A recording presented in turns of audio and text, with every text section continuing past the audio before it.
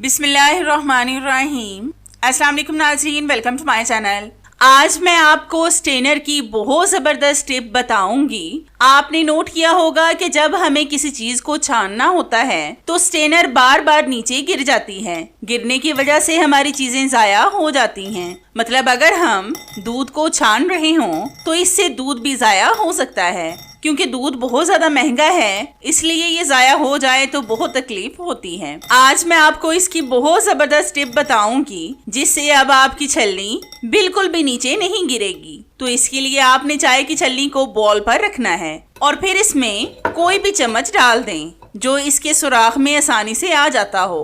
और जब आप इसमें चम्मच लगाएंगे तो इससे जो चीज मर्जी छाने, आप देखना कि मिनटों में एक तो इससे चीज छन जाएगी और दूसरा ये नीचे गिरकर जाया भी नहीं होगी। आप भी जब भी किसी चीज को छानने लगें तो मेरी इस टिप को लाजमी फॉलो करें। आप देखना कि बिना गिरे आपकी सारी चीजें छन जाएंगी। तो है ना कितनी जबरदस्त सी टिप। ये टिप मेरी आपको कैसी लगी मुझे कमेंट्स में लाजमी बताएं।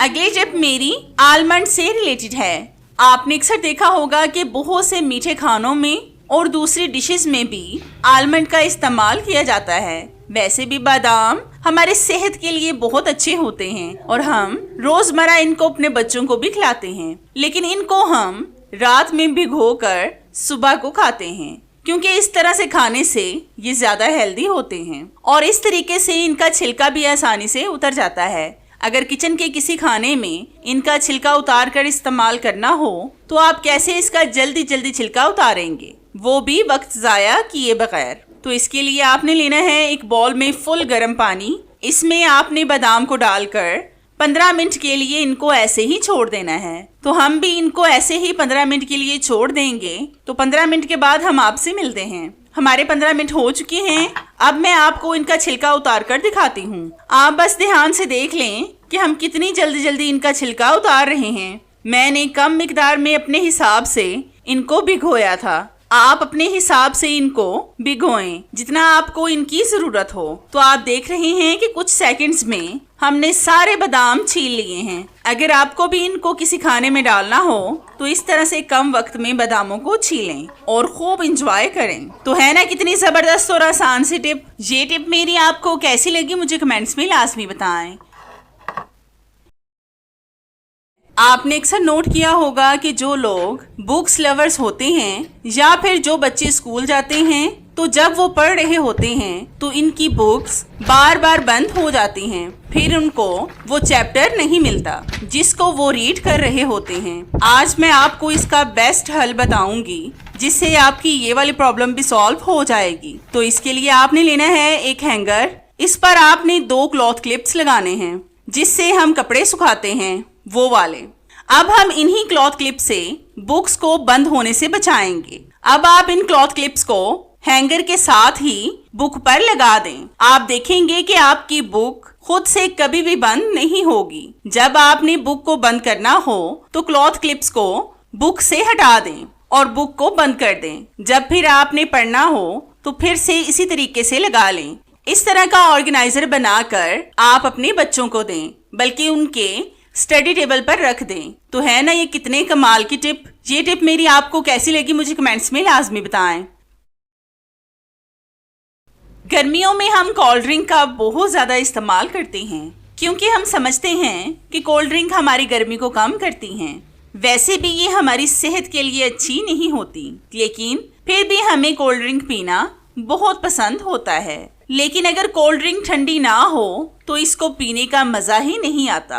आज मैं जो टिप आपको बताऊंगी उससे आपकी कोल्ड ड्रिंक मिनटों में ठंडी हो जाएगी। मतलब जहां पर घंटों में ठंडी होती थी वहीं पर अब सिर्फ मिनटों में ठंडी होगी। तो इसके लिए आपने करना ये है कि आपने लेना है एल्युमिनियम फॉइल का बड़ा सा पीस। ये तो हमारे किचन में मौजूद होता ही है। अच्छी तरह से एल्युमिनियम फॉइल के साथ इस बोतल को कवर कर दें ताकि बोतल का एक भी पार्ट बाहर से नजर ना आए। वैसे भी एल्युमिनियम फॉइल को जहां पर और जैसे मर्जी फोल्ड कर लें, ये बहुत आसानी से फोल्ड हो जाता है, इसलिए आपको इससे कोई भी परेशानी नहीं होगी। आप इस तरीके से हर तरह की बोतल को ठंडा कर सकते हैं, जिसको भी आप ठंडा करना चाहते हैं। अब आप इसको 10 मिनट के लिए ऐसे ही फ्रिज में रख दें। आपकी कोल्ड ड्रिंक मिनटों में ठंडी हो जाएगी। तो है ना कितनी जबरदस्त और गर्मी को दूर करने वाली टिप। ये टिप मेरी आपको कैसी लगी मुझे कमेंट्स में लाजमी बताएं।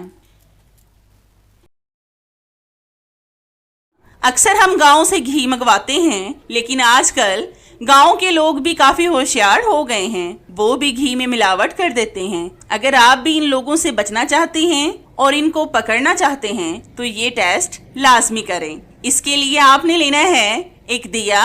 अगर आपके घर में दिया है तो वो ले लें, अगर नहीं है तो आप किसी भी मिट्टी के बर्तन का इस्तेमाल कर सकते हैं, जो भी आपके घर में मौजूद हो। इस पर आपने थोड़ा सा घी लगाना है और इसको फ्रिज में रख दें। मेरी आप सब व्यूवर्स से रिक्वेस्ट है कि मेरी वीडियोस को लाइक लाजमी किया करें, और जिन्होंने अभी तक मेरे चैनल को सब्सक्राइब नहीं किया वो सब्सक्राइब कर लें, ताकि मेरी जबरदस्त सी वीडियोस का नोटिफिकेशन आप तक आसानी से पहुंच सके।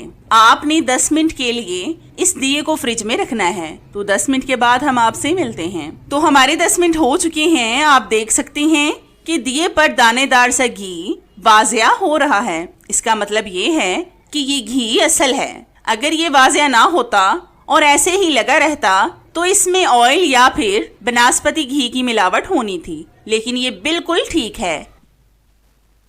ये टिप मेरी सालन में नमक ज्यादा होने से रिलेटेड है। आपने अक्सर देखा होगा कि अचानक से या बेदिहानी में अक्सर सालन में नमक ज्यादा डल जाता है। अगर सालन में नमक कम हो तो हम इसमें ज्यादा डाल लेते हैं, लेकिन अगर ज्यादा हो तो इसको कैसे कम किया जाए।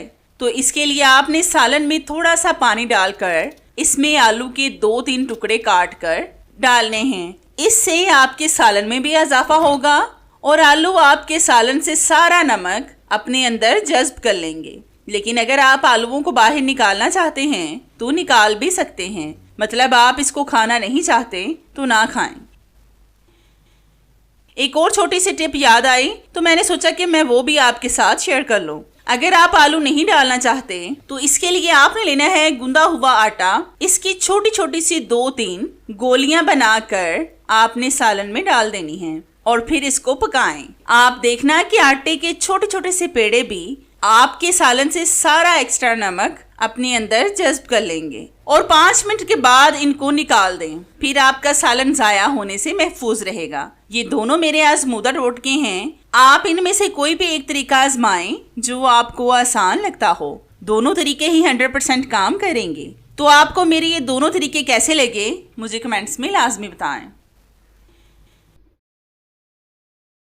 नाजरीन, ये टिप मेरी इस तरह के चॉप बोर्ड से रिलेटेड है। आपने अक्सर देखा होगा कि जब हम इस पर कुछ काट रहे होते हैं तो हमें इस चीज के छिलके अलग करना पड़ते हैं, तो फिर हमें बहुत ज्यादा परेशानी होती है। आज मैं आपको इसका बेस्ट हल बताऊंगी, जिससे आपकी ये वाली प्रॉब्लम भी आज सॉल्व हो जाएगी। तो इसके लिए आपने लेना है एक खाली बॉक्स। ये तो हम सबके घर में मौजूद होते हैं। इसके कैप को आपने चॉप बोर्ड के नीचे रखना है और फिर जब आप प्याज या फिर कोई भी चीज काटें तो उसके छिलकों को इस तरह से बॉक्स में डालते जाएं। इससे ये होगा कि आपको अलग से किसी चीज में इसे नहीं डालना पड़ेगा और इन छिलकों से आपका काउंटर टॉप भी गंदा नहीं होगा। तो है ना ये भी छोटी सी और आसान सी टिप। आपको कैसी लगी मुझे लाजमी बताएं। अगली टिप भी मेरी चॉप बोर्ड से रिलेटेड है। आपने नोट किया होगा कि जब हम किसी चीज को इस पर चॉप करते हैं तो फिर हमें इसको निकालने में बहुत मुश्किल पेश आती है। जब हम इन चीजों को बॉल में डालते हैं तो आधी चीजें हमारी काउंटर टॉप पर गिर जाती हैं। आज मैं आपको सब्जियों को निकालने का बहुत बेस्ट तरीका बताऊंगी, जिससे आपकी कोई भी सब्जी काउंटर टॉप पर नहीं गिरेगी। तो इसके लिए जब भी आपने चॉप की हुई सब्जियों को निकालना हो तो ये जो चॉप बोर्ड पर सुराख होता है ना, इसके नीचे बॉल रखकर आपने सब्जियों को निकालना है। इस तरीके से निकालने से आपकी सब्जियां बिल्कुल भी इधर से उधर नहीं बिखरेंगी, ये बिल्कुल बॉल में ही जाएंगी। तो है ना ये भी जबरदस्त सी टिप। आपको कैसी लगी मुझे कमेंट्स में लाजमी बताएं। आजकल चटपटी चीजों के ज्यादा इस्तेमाल से हमारे सीने और मैदे में जलन होना शुरू हो जाती है, जो तजाबियत भी कहलाती है। मैदे की तेजाबियत और सीने की जलन का सबब मैदे के गैस्ट्रिक ग्लैंड्स बहुत ज्यादा मिकदार में हाइड्रोक्लोरिक एसिड खारिज करने लगते हैं। इससे मैदे की तेजाबियत में बहुत ज्यादा इजाफा हो जाता है, जो सीने और मैदे की जलन की सूरत में जाहिर होता है। ये वही लोग जान सकते हैं जो इस तकलीफ से गुजर रहे हैं। आज मैं आपको सिर्फ एक चीज से मैदे की जलन खत्म करने की टिप बताऊंगी। तो आप देख सकते हैं कि मैंने यहाँ पर लिया है 1 गिलास दूध। ये बिल्कुल ठंडा दूध है। इसमें आपने अपने हिसाब से चीनी डालकर इसको अच्छी तरह से मिक्स करना है। अगर आपके घर में इस पगोल का छिलका है तो 1 चम्मच वो भी डाल लें। अगर नहीं है तो इस दूध के गिलास को ऐसे ही पी लें। आप देखना कि मिनटों में आपके सीने की जलन और मैदे की तेजाबियत ठीक हो जाएगी। जो लोग शुगर के मरीज हैं वो चीनी का इस्तेमाल ना करें। 2 टाइम आपने बलाई उतरा और ठंडा दूध सुबह शाम खाने के बाद इस्तेमाल करना है। आप देखना कि मिनटों में आपकी जलन कहां पर भागती है। ये भी मेरा आजमूदा टोटका है। आप एक बार इसको भी ट्राई करके लाजमी देखिएगा, आपको इसके रिजल्ट इंशाल्लाह 100% मिलेंगे। तो है ना ये भी कमाल की टिप। ये टिप मेरी आपको कैसी लगी मुझे कमेंट्स में लाजमी बताएं। आपने अक्सर देखा होगा कि अक्सर हम नेल कटर को रखकर भूल जाते हैं। इसकी जरूरत तो हमें हफ्ते या 10 दिन बाद लाजमी पड़ती है। अगर ये हमारी नजरों के सामने रहे तो ही अच्छा होता है, वरना फिर जो घर में टेंशन बनती है वो ज्वाइंट फैमिली वाले ही जान सकते हैं। आज मैं आपको एक ऐसी टिप बताऊंगी जिससे आपका नेल कटर कभी भी गुम नहीं होगा। ये आपकी आंखों के सामने ही रहेगा। तो आपने अक्सर देखा होगा कि नेल कटर के नीचे वाली साइड पर एक सुराख सा बना होता है। इसमें आपने केबल टाई को डालना है। अगर आपके पास केबल टाई वगैरह नहीं है तो आप किसी मजबूत डोरी वगैरह का भी इस्तेमाल कर सकते हैं। केबल टाई एक तो मजबूत बहुत होती है और दूसरा ये बहुत ज्यादा सस्ती मिलती है। ये अक्सर हमारे घर में मौजूद होती है क्योंकि अक्सर हम तारों को समेटने के लिए इसका इस्तेमाल करते हैं। अब आप इसको यहाँ से पकड़कर किसी खूंटी वगैरह पर लटका दें। आप देखेंगे कि जब आपको इसकी जरूरत पड़ेगी तो ये आपकी आंखों के सामने ही आपको नजर आ जाएगी। तो है ना ये भी कितनी जबरदस्त और आपकी फायदे की टिप। ये टिप मेरी आपको कैसी लगी मुझे कमेंट्स में लाजमी बताएं।